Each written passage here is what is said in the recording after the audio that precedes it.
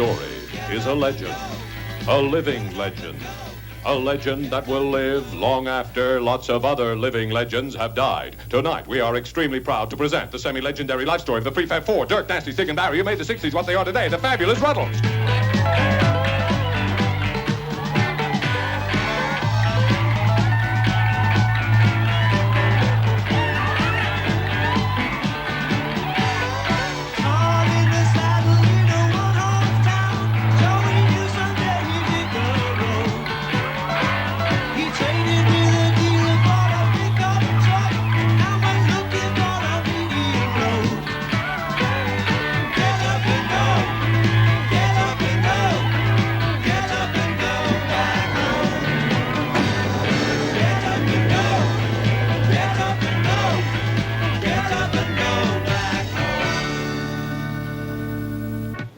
From these streets, very close to the cavern Rutland, came the fabulous Rutland sound, created by the Prefab Four, Dirk, Nasty, Stig, and Barry, who created a musical legend that will last a lunchtime. They were discovered by their manager, Leggy Mountbatten, in a lunchtime disco very close to these streets. Their first album was made in 20 minutes. The second took even longer. Tonight, we examine the legend of the Rutles. We look at their lives, their loves, their music. We examine some of the problems that made them what they are today. And we shall also be asking some of the people who worked with them whether they were really the sort of lovable people they were made out to be. We shall be asking many people who knew them what they were really like. When I fell for you, I didn't need a shove. Now that we are two, it all adds up to love. Love life, make up your mind. Love life in your own time. Love life, hey, little, got little, be in the middle. I feel rich, I feel full, I'm in doubt, I feel sure, I like love, I must feel love. Time goes by as we all know, naturally. People come and people go, naturally. Let's be natural. Ever since the world began, let's be natural. Every woman, every man, let's be natural. As follow nature's plan, let's be natural.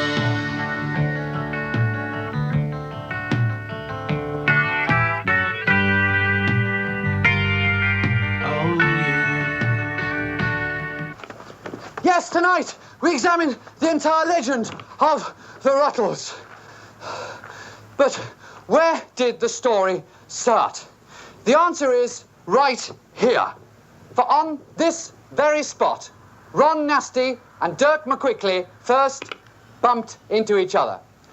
At this precise point, just a few feet back here, Ron Nasty invited Dirk to help him stand up. Dirk, merely an amateur drinker, agreed. And here, well, a few feet back there, a musical legend was created.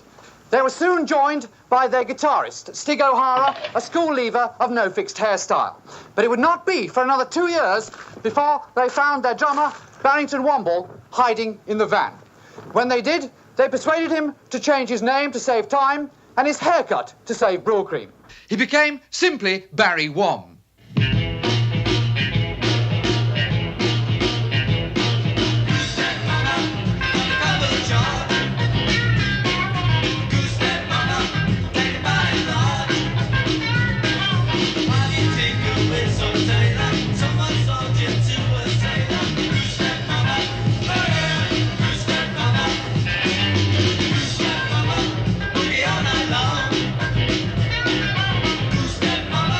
You can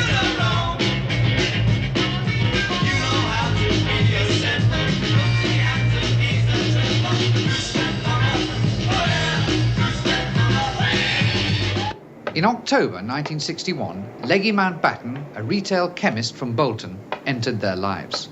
Leggy had lost a leg in the RAF in the closing overs of World War II and had been hopping around Liverpool ever since. As a child, Leggy's mother never allowed him to play with the other little boys. His father was so snobby, he wore swimming trunks in the bath to stop him looking down on the unemployed. But it was here, in Liverpool, that we spoke with Leggy's mother, Mrs. Iris Mountbatten. Well, he told me that he'd been to see these young men in a dark cellar. Yes. He was always very interested in young men. Oh, yes. Youth clubs, Boy Scouts, that sort of thing. Yes, yes. But these, he said, were different. In what way? Well, the hair and the presents, the music. He liked it? No, he hated it. Well, what did he like? Well, the trousers. What about their trousers?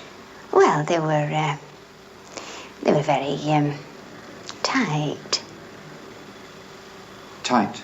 Yes, you could see quite clearly. Oh, I see. Everything. Outlines. Clear as day. Yes, yes, thank you. Yes. So, tight trousers and Nothing noise. left to the imagination. Yes, thank you. I'm standing in the world's naughtiest street, the notorious Reeperbahn, Hamburg. For 4 hungry working-class lads, there are worse places than prison. And the Ratkeller, Hamburg, is one of these. This is where they found themselves, far from home and far from talented. Inside here is where they actually played. Come with me now, inside, or, as the Germans say, mit mir gekommen, inside. In those early days, there was a 5th Rutle, Leppo, a friend of Nasty's from art college, who mainly used to stand at the back. He couldn't play the guitar, but he knew how to have a good time. And in Hamburg, that was more important. I'm standing in the original rat killer. And indeed, these are some of the original rats. It was to this small back room that Dirk, Stig, Nasty, Barry, and Leppo came to relax when they weren't upstairs entertaining the other rats dining in the other rat cellar. Here, they had bed and breakfast. There's the bed, the breakfast, of course, long since gone. Rodentally chewed, mouse masticated, in a word, eaten by rats. Here, one weekend, Leppo crawled into a small trunk with a small German Fraulein and was never seen again. Incidentally, Ratkeller means literally, in German, cellar of rats. That's not seller of rats, a seller of rats, a person who sells rats for a living to another man, as it were. Of course not. That means a cellar full of rats. Indeed, one might say that this was a cellar full of rattles. In October 19... hello? Oh dear, there's a rat up my leg. In October 1961, Leggy was busy hopping round London trying to sell their tapes. Well, one day this rather odd chap hopped into the office. He'd been to see virtually everyone in the business and been shown the door. He asked to see my door, but I wouldn't show it to him. Instead, he showed me the photographs and tapes of the Rutles. They were pretty rough, but they had something. What was it? I think it was the trousers. Well, I like the trousers right away. I mean, I'd been in the garment trade and I knew a thing or two about inseams, and these were winners. Dick Jaws, an unemployed music publisher of no fixed ability, signed them up for the rest of their lives. Lucky, really. Number one, you're my number one. You're my second in love. Number one. Leggy Mountbatten, in his autobiography, A Cellar Full of Goys, wrote of the excitement of those early days when they rode the go-kart to fame and took the ferry across the Mersey to a land of riches, wealth, and heartache. Leggy put them into suits. He put them into the recording studio, and he put them into the newspapers. For the Rutles, success was only a drumbeat away. Teacher couldn't teach me. I had no time for school. No one there could reach me. But baby, I'm no fool, no fool. Number one, you're my number one. You're my second to none. Number one.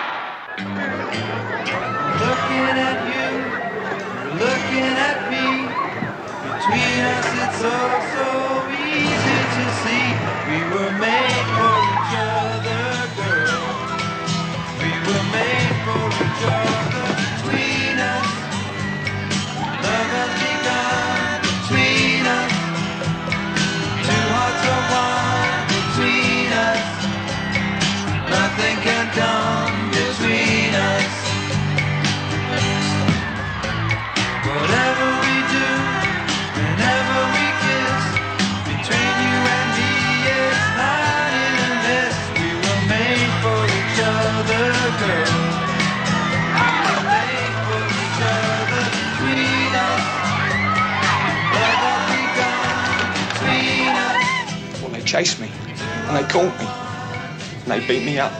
Who did? Those little girls. And one of them screamed in my ear. Nothing can come between us.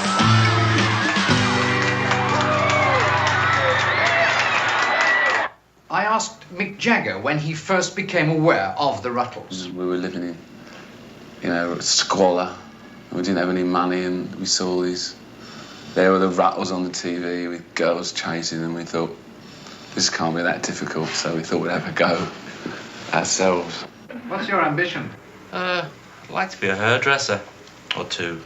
I'd like to be two hairdressers. First time I met the Rutles, they came down to see us at Richmond, and we were just completely a number, and they were all suddenly they were standing there in their black suits. They just come off a TV show, and they were just standing there, sort of checking us out, the opposition, and then they introduced themselves, Dirk, Stig, Nasty, Barry. I'd like to own a squadron of tanks. But they were very nice, because they'd heard about us, because we were the South's answer to the Rutles, at that time. What Ron and I'll do is probably to write some songs, and sell them to people. We tried to write some for the Rolling Stones, and they're probably going to buy them. The one for that was Dirk, really. He was a real hustler for the songs, I think. Always wanted to sell a song, for any old slag he'd send a song to write one, set up.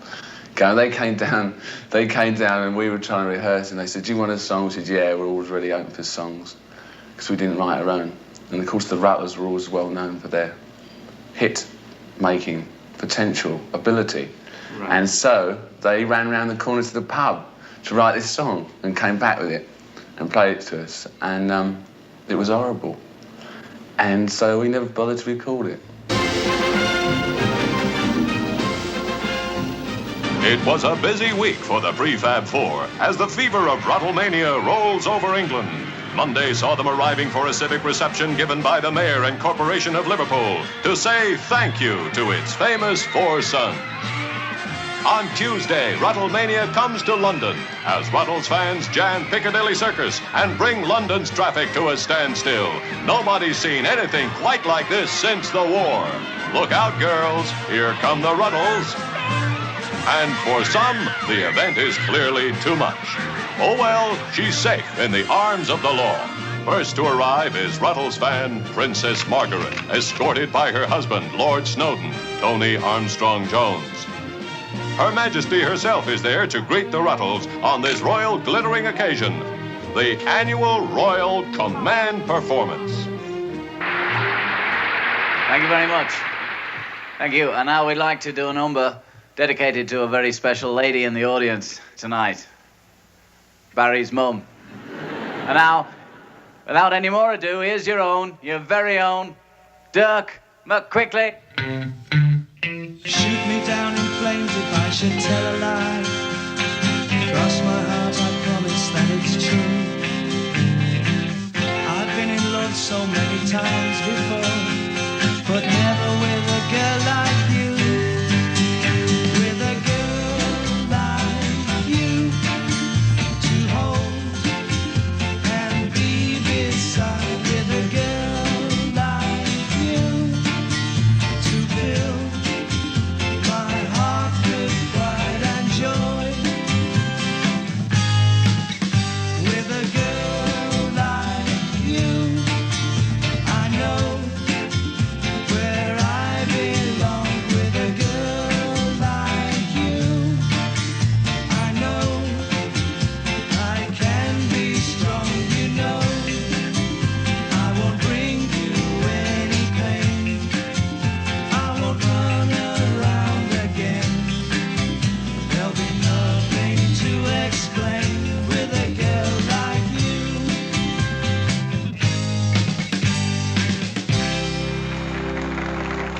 The Queen, too, is a Rutles fan, and she enjoyed the performance so much that on Wednesday they went back to her place to receive MBEs. Well done, lads. England's proud of you. It must have been a great honor meeting the Queen. Yeah, it must have been. What did she ask you? She asked us who we were. And What then did you we say? announced.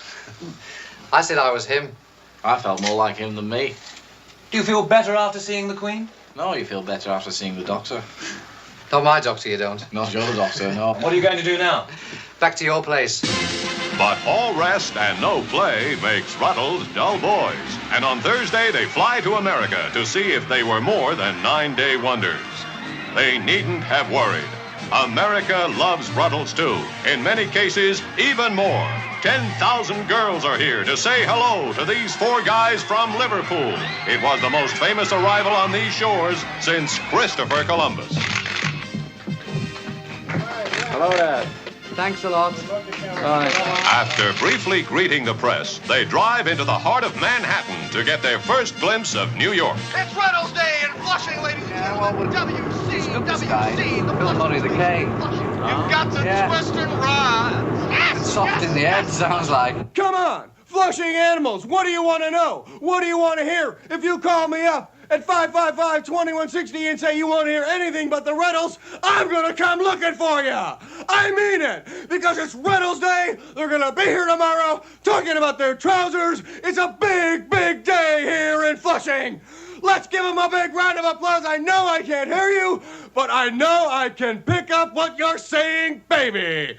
The scene is here in Flushing. The whole world's eyes are on Flushing because the Prefab 4 are coming to town tomorrow to talk about their trousers. Well, I don't know about this. Do you know about this? New York City. And then it's back to the hotel for a bit of fun and games. This is us having breakfast. This is tea. You know, we drink Very good tea. breakfast, We put no. the water in the tea. There's the tea. Jolly nice. And we Here's pour it into the one for Uncle Mamie, one for Auntie Betty. But it's all in a day's work for England's ambassadors of musical fun, the Rutles. How about you, Barry? No, not too many. That's showbiz. I'm actually standing outside the actual hotel in which the Rutles actually stayed in 1964. Actually, in this room here. And it was actually inside this actual room that I actually spoke with the actual Paul Simon. We saw the show, and I remember Sullivan was saying that, people, calm down now, everyone calm down, you know, or we can't hear, or some kind of silly warning, you know. And they opened the show, I think, and they also closed the show, which I thought was like a sort of astute planning on Sullivan's part, because it would have made you very angry if you had to sit through the whole show to wait to see the Rutles, you know. So clearly everyone would tune into that week's show just to see the Rutles. So. Now, yesterday and today, our theater's been jammed with newspapermen and hundreds of photographers from all over the nation, and these veterans agree with me that the city never has witnessed the excitement stirred by these youngsters from Liverpool who call themselves the Rutles. Now, tonight, you're going to twice be entertained by them. Right now, and again in the second half of our show. Ladies and gentlemen, The Rutles, let's hear it from.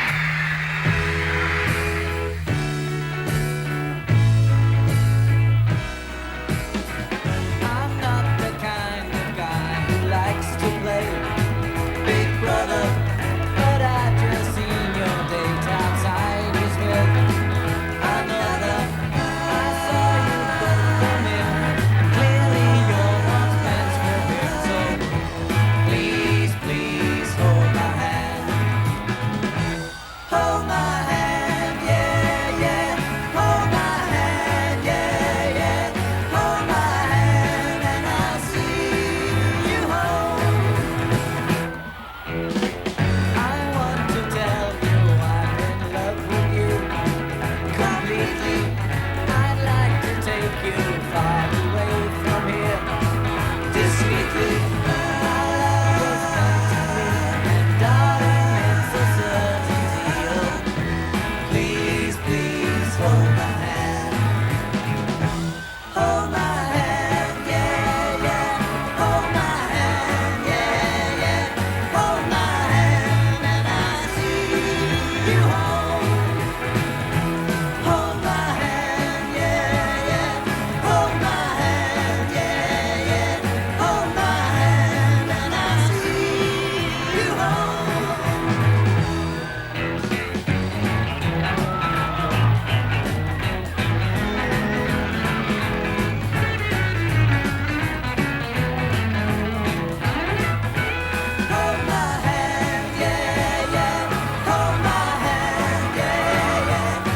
my hand and I'll see you home. Hold my hand, yeah, yeah. Hold my hand, yeah, yeah. Hold my hand and I'll see you home.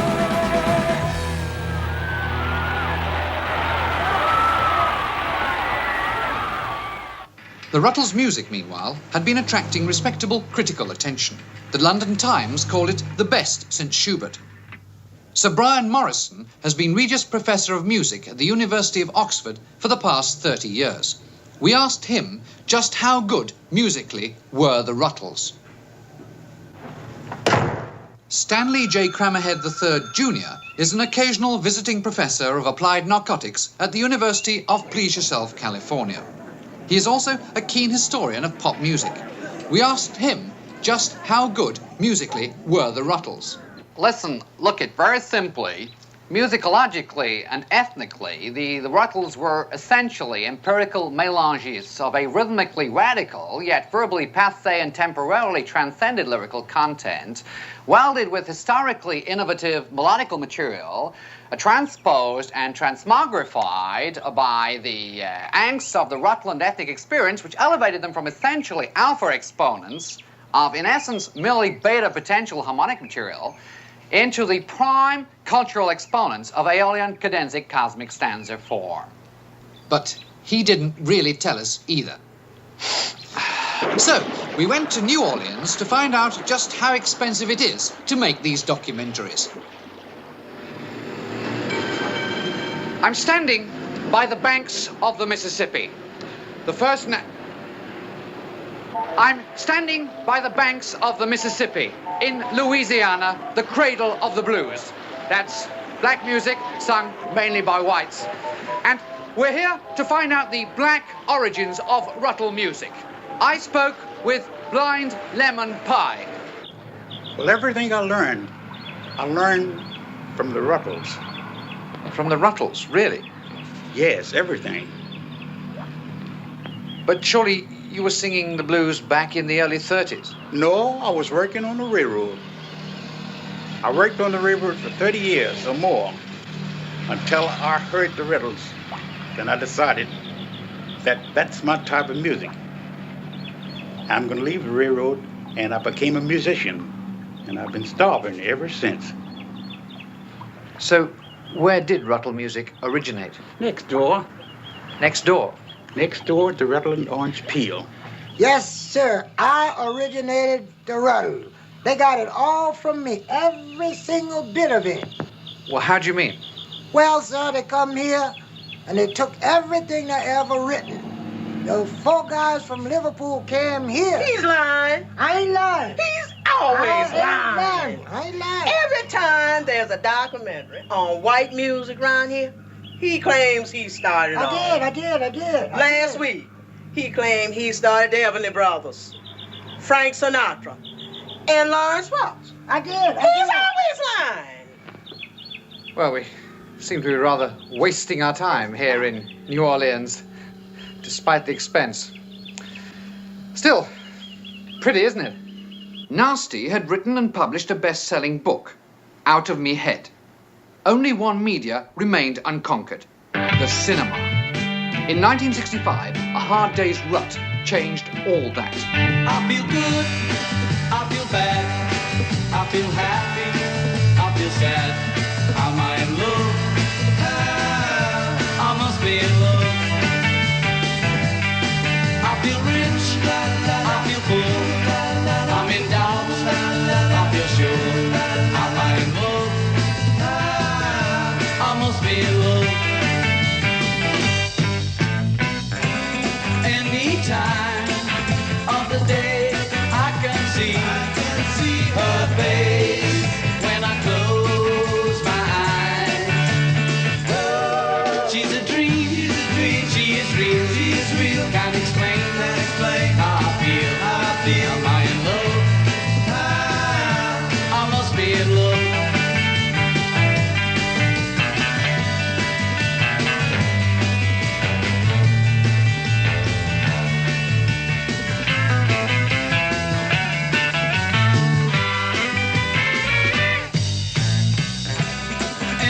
Time of the day I can see her face when I close my eyes. Am I dead or alive? Can my full heart survive? Am I in love? I must be in love. I feel good, I feel bad, I feel happy, I feel sad. Am I in love? I must be in love. I must be in love. I must be in love. I must be in love.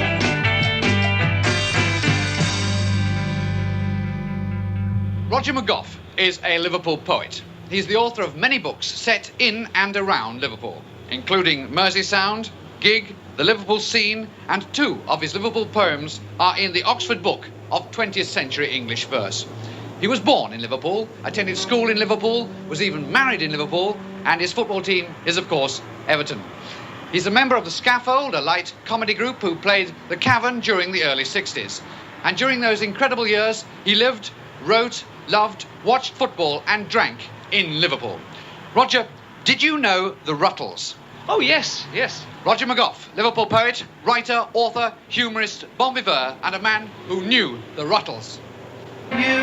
Australia, Canada, Cleveland.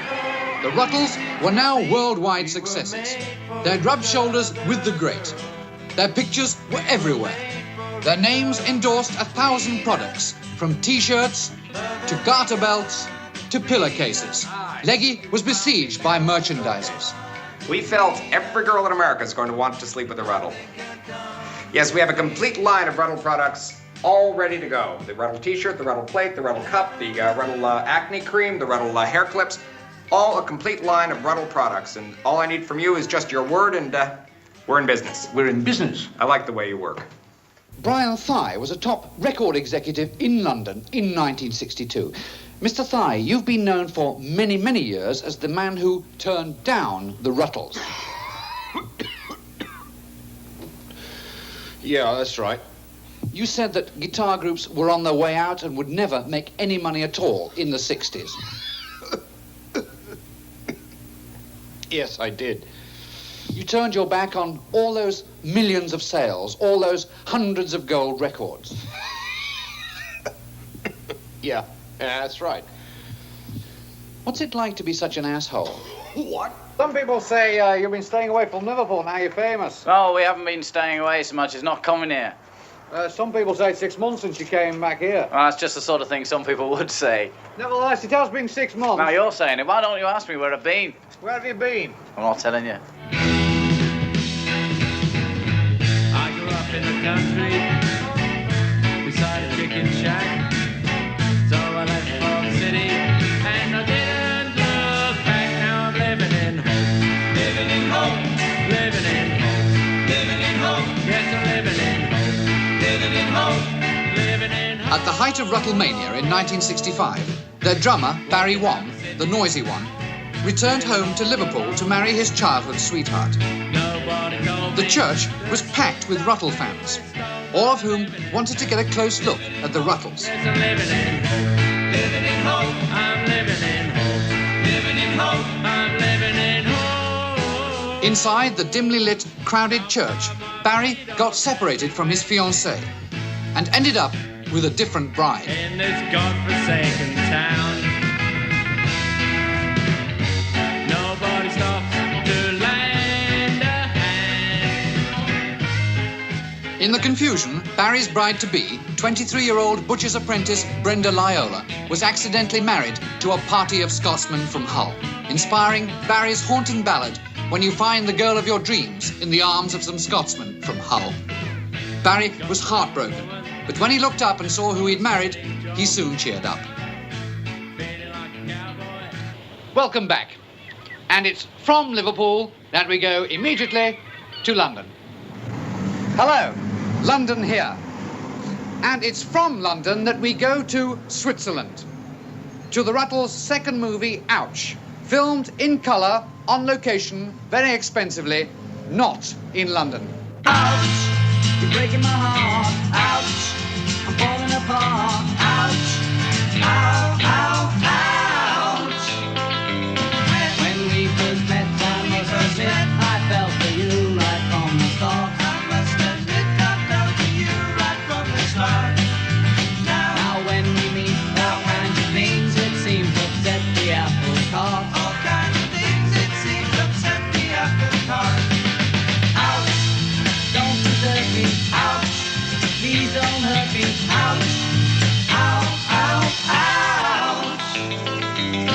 What is this thing called love? Why do they say it makes the world go round? Called love, why do they say it makes the world go round? I can't explain the way I feel for you. My feet don't touch the ground. The way I feel for you, my feet don't touch the ground. Ouch, don't desert me. Ouch, please don't hurt me. Ouch, ow, ow, ouch.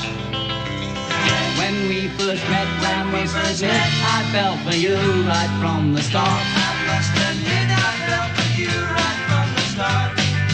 Now when we meet, all kinds of things, it seems upset the apple cart. All kinds of things, it seems upset the apple cart. Ouch, don't desert me. Ouch, please don't hurt me. Ouch, ow, ow, ouch. Ouch, don't desert me. Ouch, please don't hurt me. Ouch, ow, ow, ouch. Shea Stadium, named after the Cuban guerrilla leader, Shea Stadium. And it was here, in 1965, that the Rutles came, well, not here in the car park, obviously, but back there in the stadium, that the Rutles came in 1965 to a capacity house, a sellout. But the thing I remember about is them running out in the middle of this field and you couldn't see them. There they were, like, you know, just miles away. There, is it really the Rutles? It might be somebody else. From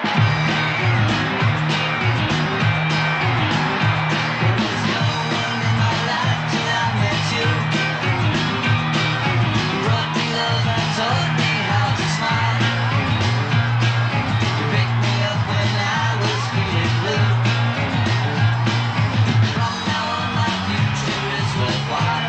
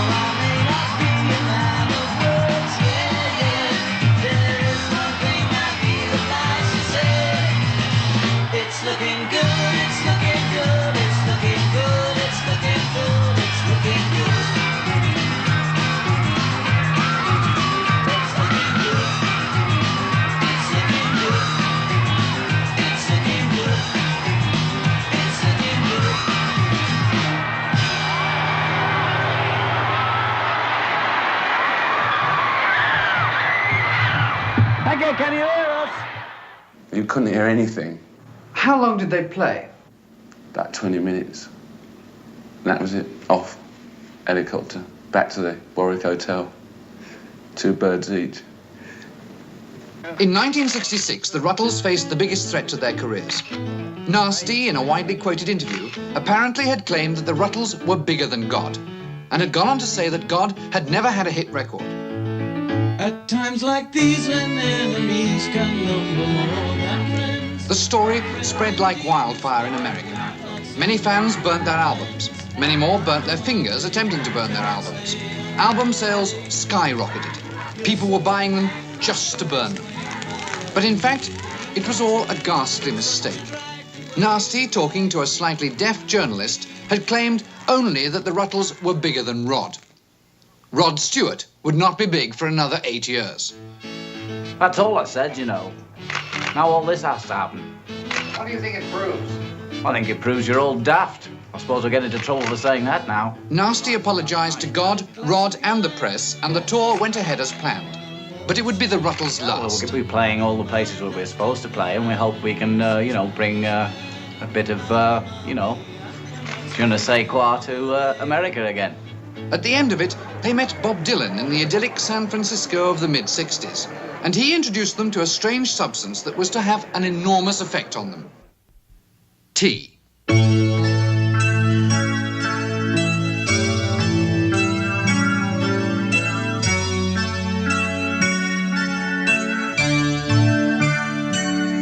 Despite warnings that it would lead to stronger things, the Rutles enjoyed the pleasant effects of tea, and it influenced enormously their greatest work, Sergeant Rutter.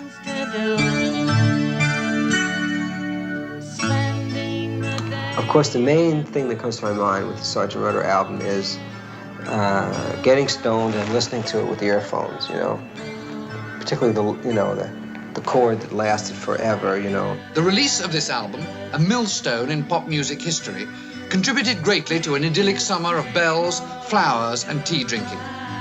Its music led thousands to experiment with tea.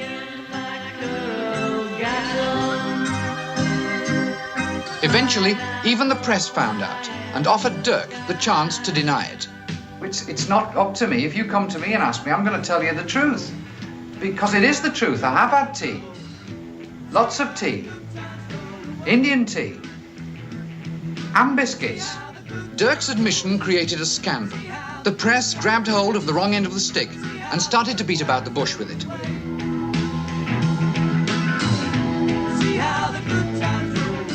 Many pop stars were arrested for using and possessing tea. Nasty himself was busted by Detective Inspector Brian Plant, who brought his own to be on the safe side. There was an immediate outcry against this police persecution, and the London Times carried a full-page petition calling for the legalization of tea.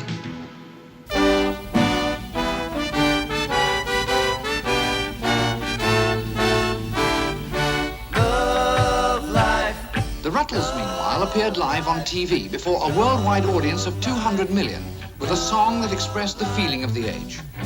Tea was on everyone's lips.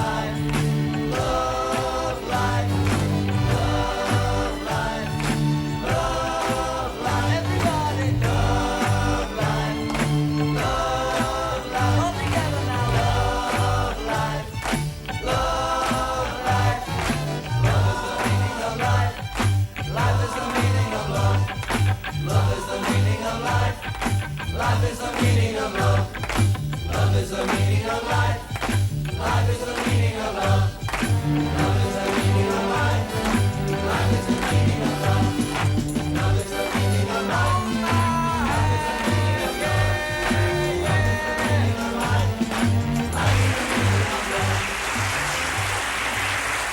new form there, a slightly different form there of choral music with a slight difference. We'll be back with Prince Charles in just a moment. Love Life is in many ways the high watermark of their careers. From here, the sands of time ebbed, leaving them high and dry on the beach of time as the tide of history rolled relentlessly over them. For a start, Leggy Mountbatten was rapidly becoming a worry. Always emotionally involved with them, he had far less to do once they ceased touring. Of course, he had other artistes, the Machismo brothers, Arthur Hodgson and the Kneecaps, as well as the French Beach Boys, Les Garçons de la Plage. But his decision to put money into bullfighters as a tax dodge, plus his unusual personal life.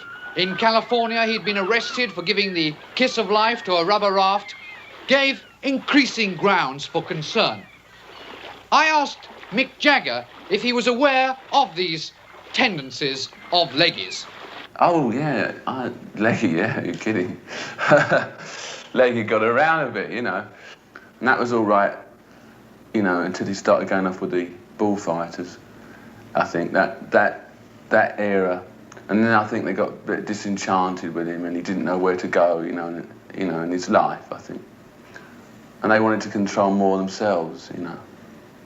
Stig, meanwhile, had fallen under the influence of Arthur Sultan, the Surrey mystic. And Sultan had introduced Stig to his Ouija board work. Arthur Sultan now invited the Rutles on a get-away-from-it-all table-tapping weekend near Bognor. As usual, the press followed.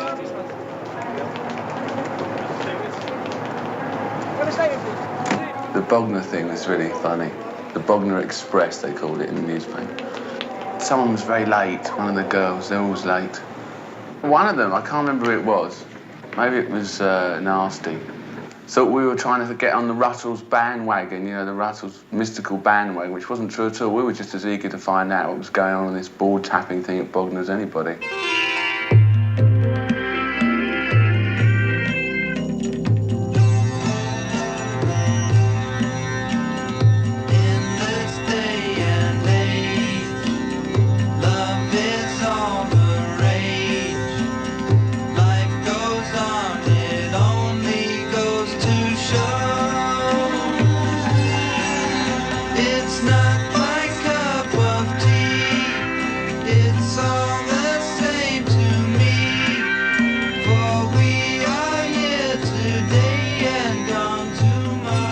While the Rutles sat at the feet of the Surrey mystic, fate dealt them an appalling blow.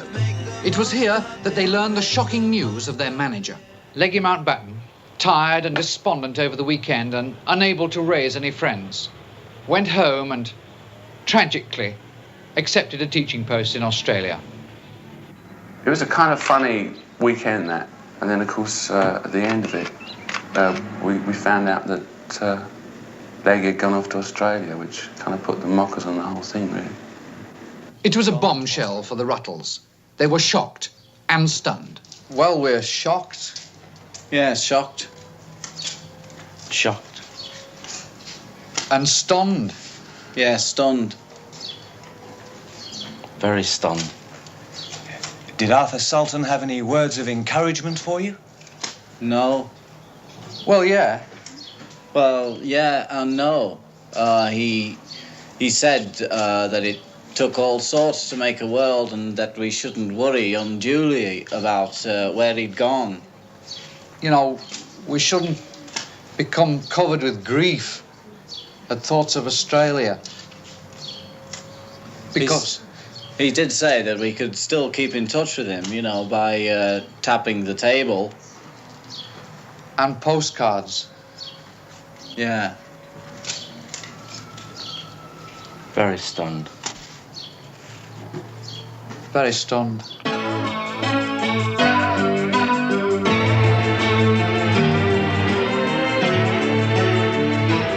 It's significant that their first major flop, the tragical history tour, immediately followed the loss of Leggy.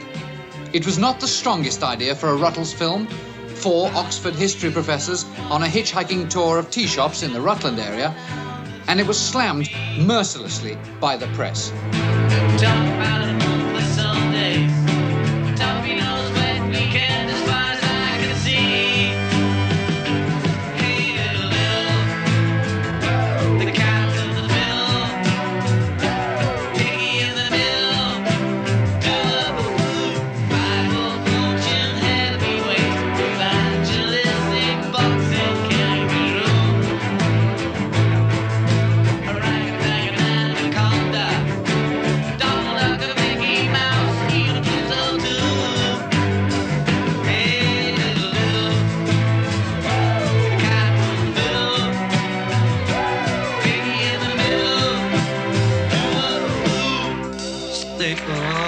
Now we get bulletin sent.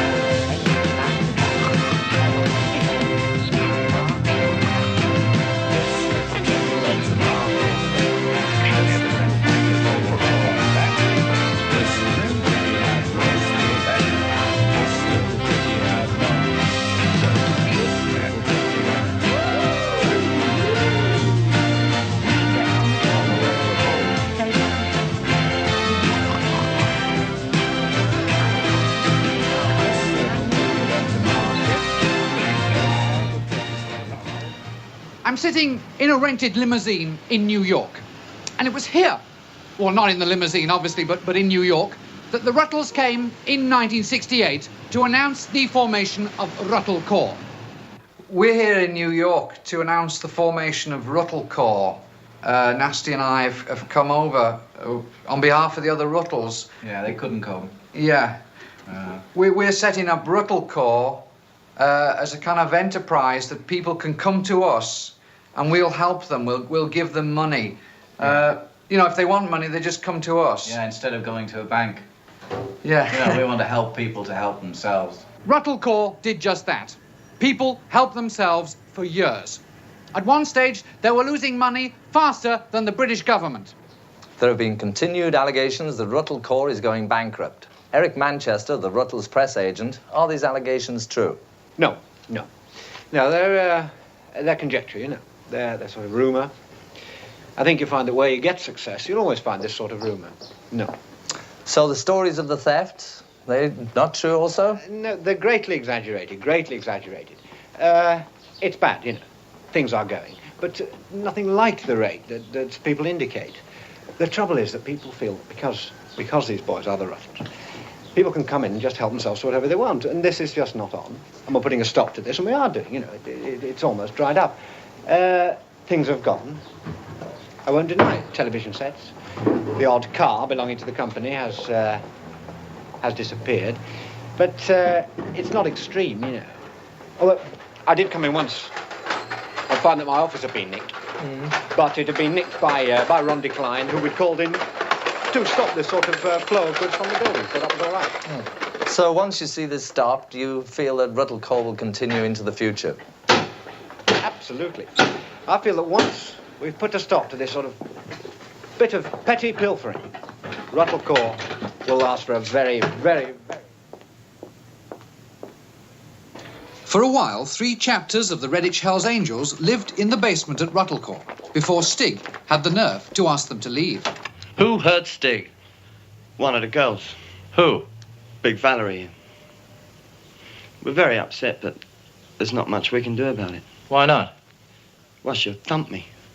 So, Stig injured by Big Valerie. The Rutles next opened a clothes boutique in London, which lost nearly $1 million in only 3 weeks, before Nasty blew it up.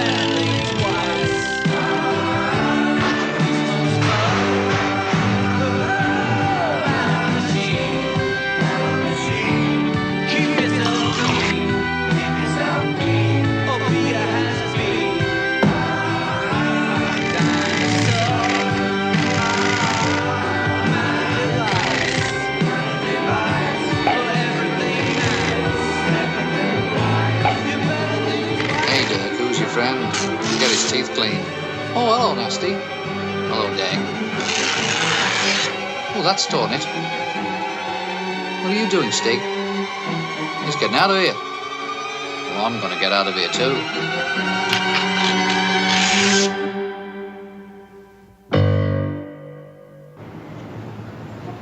Personal problems now began to split the Rutles into smithereens. They would sing together, but they wouldn't talk. Pretty soon, they wouldn't even sing.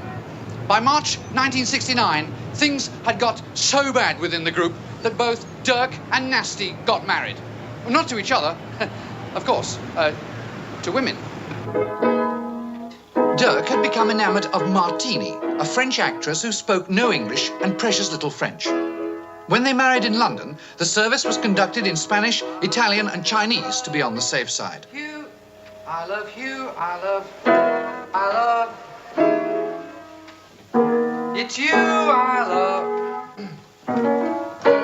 Today is our wedding day. For you always I will wait. G, B, D, E, F, D, D, D. D, D, D, D.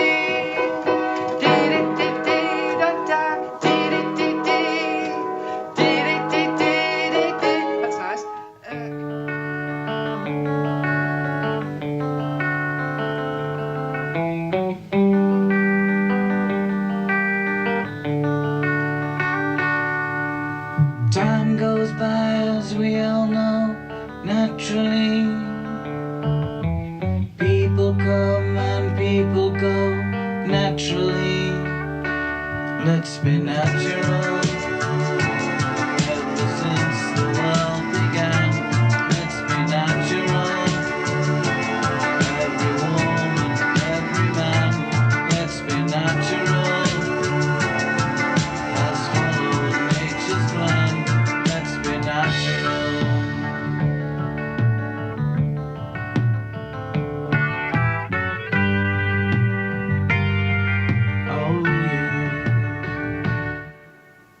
Nasty, meanwhile, visited an exhibition of broken art at the pretentious gallery Soho. The art exhibits had all been dropped out of tall buildings and then put on display.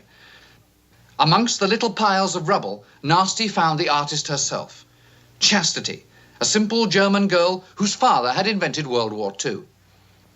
Chastity fascinated him with her destructo art. They talked all through the night as she outlined her plans to drop artists out of planes. Nasty adored her. They announced their engagement next day at a press conference held in his shower. What are you doing this for? We're doing this for peace and basically to show that the world is, you know, going astray in its thinking. What are you doing? We are getting wet in a shower because basically we talked it over, Chastity and myself, and we came to the conclusion that civilization was nothing more than an effective sewage system. And so by the use of plumbing, we hope to demonstrate this to the world. Nasty and Chastity now plunged themselves into the art world. Together, they made a film called 1,000 Feet of Film.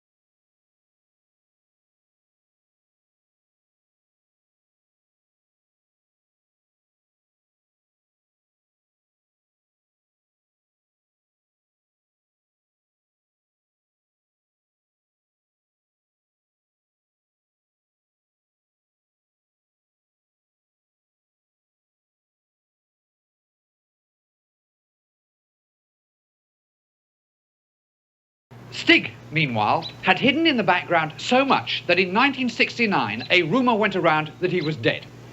He was supposed to have been killed in a flash fire at a waterbed shop and replaced by a plastic and wax replica from Madame Tussauds.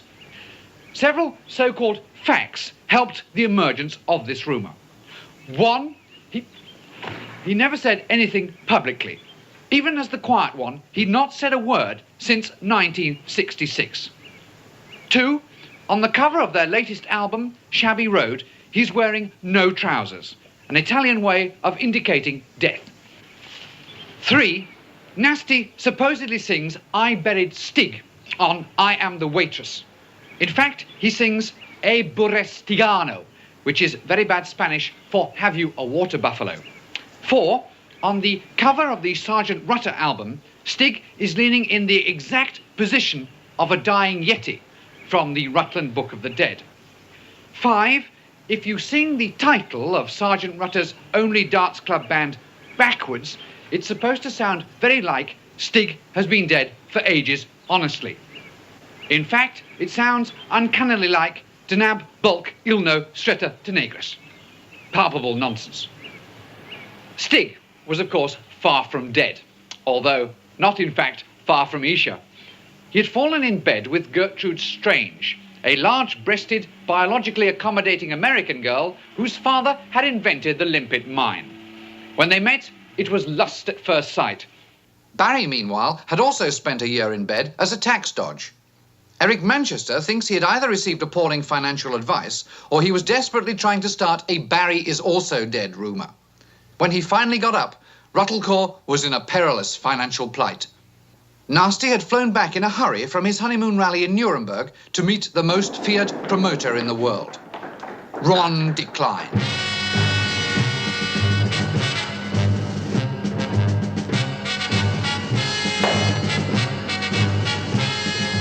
Decline had a reputation as a hard man. His only weak spot was dishonesty. Anyone was free to inspect his books, but no one could find his accounts. He struck terror into the hearts of his subordinates.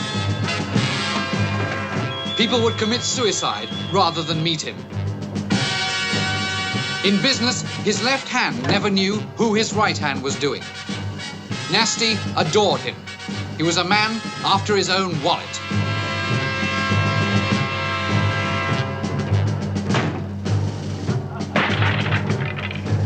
Decline promised the Rutles that if they let him take care of their royalties, they would never have to worry about money again. Stig, meanwhile, was accepting the financial advice of Billy Kodak, whilst Dirk had invited Arnold Schwarzenweissen, Green and Brown and Bluenberger to handle his end of the name, and Barry was consulting the I Ching every 3.5 minutes.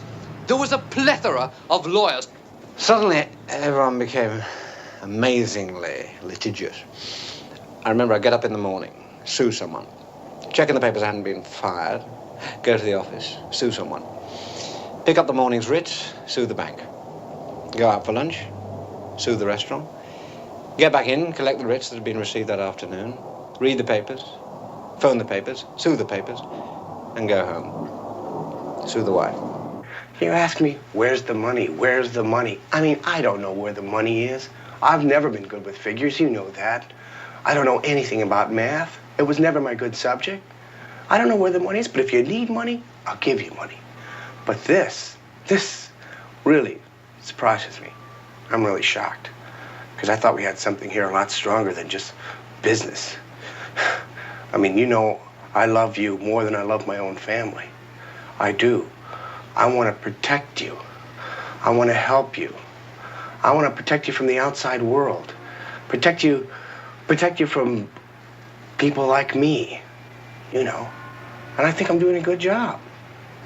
At the final meeting, 134 legal people and accountants filed into a small 8x10 room. Only 87 came out alive. The black hole of Savile Row had taken toll of some of the finest merchant banking brains of a generation. Luckily, that's not very serious, but the Rutles were obviously self-destructing fast. In the midst of all this public bickering, Let It Rot was released as a film, an album, and a lawsuit. In 1970, Dirk sued Stig, Nasty, and Barry. Barry sued Dirk, Nasty, and Stig. Nasty sued Barry, Dirk, and Stig sued himself accidentally.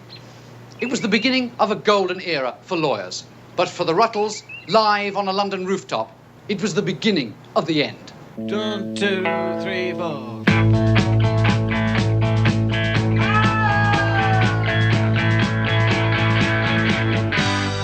Working up a fever in a one-horse town was a jockey by the name of Joe. He didn't have a lot of what you might call luck, but he had a lot of get up and go. Get up and go, get up and go, get up and go back home.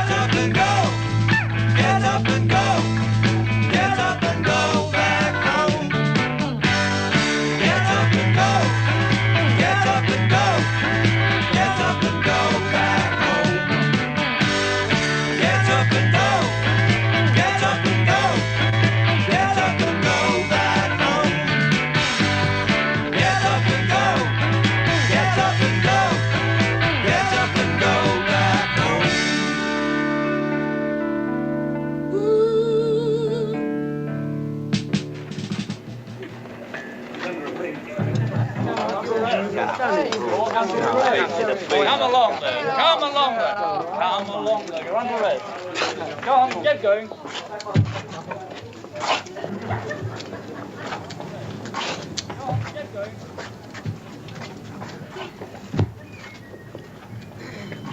Like any of the other enormous popular music phenomenon, Sinatra and Presley and the Rutles, and then, so people say, well, it's time every 10 years, who will be the next Rutles, I don't think there will be a next Rutles. 16 years after the fresh-faced Prefab Four first burst into the public eye, and 8 years after they split up, just where are the Rutles today? Dirk has formed with his wife Martini a punk rock group called the Punk Floyd. He sings and she doesn't. Nasty has turned his back on the world and sits with his thoughts and his memories. Barry is a hairdresser in the Reading area with 2 fully equipped salons of his own. While Stig works for Air India as an air hostess.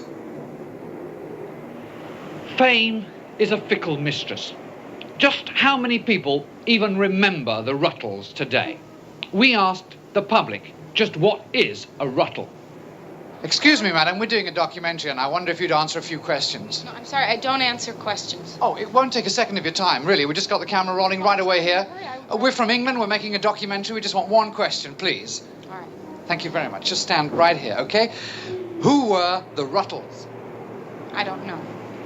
Come on, you must know. No, I'm sorry, I don't know. Oh, yes, you do know. No, well, I don't know. Who are the Rutles? I don't know. You do know? No, I don't know. You do know the Rutles, you know? I don't know who they are. Who are the Rutles? Please tell us. I'm sorry, I don't know who they are. Who are the Rutles? I don't know. You do know? I don't. You do know? Who are the Rutles? I don't know Who are the Rutles?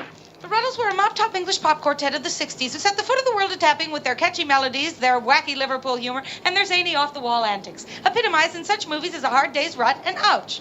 Dirk and Nasty, the acknowledged leaders of the group, were perfectly complemented by Stig, the quiet one, and Barry, the noisy one, to form a heartwarming, cheeky, lovable, talented non-Jewish group who gladdened the hearts of the world. In 1962, they played the Cavern. After that, they spent several months in Hamburg. Yes, thank you very much. In 1962, they released their first single, Twist and Run. Yes, thank you very much indeed. Thank you very much indeed.